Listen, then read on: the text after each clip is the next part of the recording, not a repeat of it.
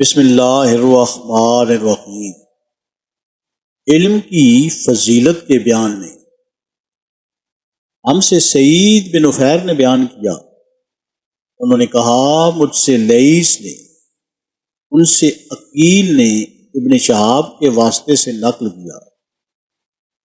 وہ حمزہ بن عبداللہ بن عمر رضی اللہ تعالی عنہما سے نقل کرتے ہیں کہ عبداللہ بن عمر رضی اللہ تعالی عنہما نے فرمایا، میں نے رسول اللہ صلی اللہ علیہ وآلہ وسلم کو یہ فرماتے ہوئے سنا ہے کہ میں سو رہا تھا، اسی حالت میں مجھے دودھ کا ایک پیالہ دیا گیا، میں نے خوب اچھی طرح پی لیا، حتیٰ کہ میں نے دیکھا کہ تازگی میرے ناخنوں سے نکل رہی ہے۔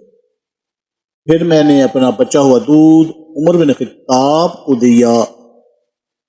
صحابہ رضی اللہ عنہ نے پوچھا، آپ نے اس کی کیا تعبیر لی؟